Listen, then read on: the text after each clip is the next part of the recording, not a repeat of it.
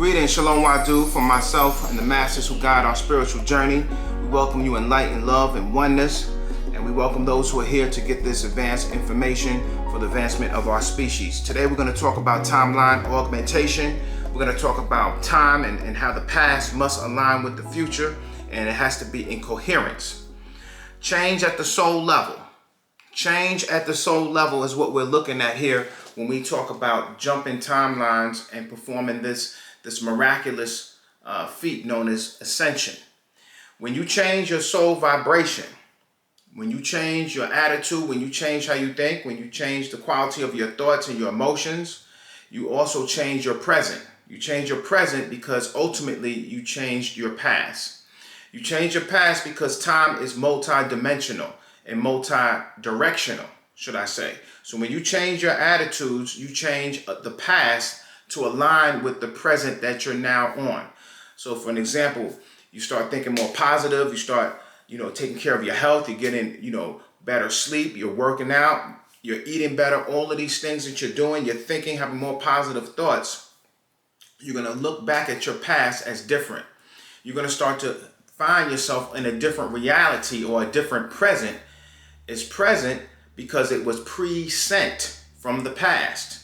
Right? It was pre-sent. This is why it's called the present. It was pre-sent, and it's a gift. That's why it's also called a present when you give somebody something for Christmas or their birthday. You follow me? So what happens is you aligning yourself with a different timeline because you're creating a different past. In order to have a positive present, it has to align itself with the chain of events that happened on a positive past.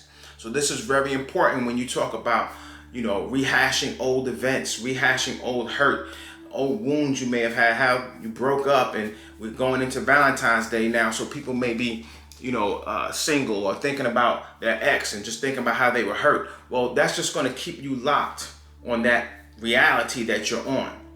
No, instead you want to think positive. You want to be grateful. You want to be thankful of your past and recall the positive aspects of it. And that will put you on a different present.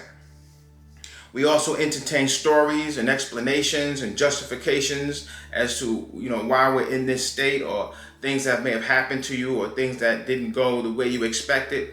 Be careful. Be careful how you use your word and how you use these stories in your head, because they create your reality.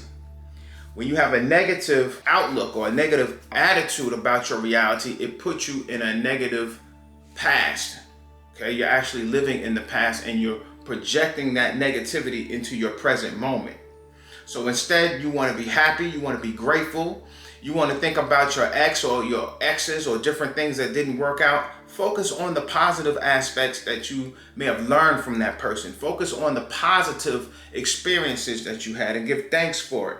Be grateful for it and be positive. This will align you with a different present. You see, it will align you and it will help you jump off of that frequency timeline that you may be on that you're not satisfied with. So it's all personal simulation. This is all personal and collective simulation. Not a simulation to the extent that it's not real, because in reality is a philosophical, subjective term. No, it's real, but at the same time, it's a simulation, which means we are creating it, and it's moldable, it's augmentable. Okay, you can manipulate it. And you manipulate it through the mind. The simulation is a reflection of our soul state being broadcasted. Just like in the Matrix, where they said, this is where they broadcast their code. This is where the Matrix is broadcasted. Well, your Matrix or your reality is broadcasted in the soul of your heart, right? In the soul of your heart. Your heart actually has a soul as well. Right? And that is, a soul is the essence of something, the essence of your heart, the jewel and the core, the source of who you are as a being is broadcasting what they say a signal or a frequency, right? And that draws to you all of the circumstances of your life and puts you on the timeline that is coherent and matches that.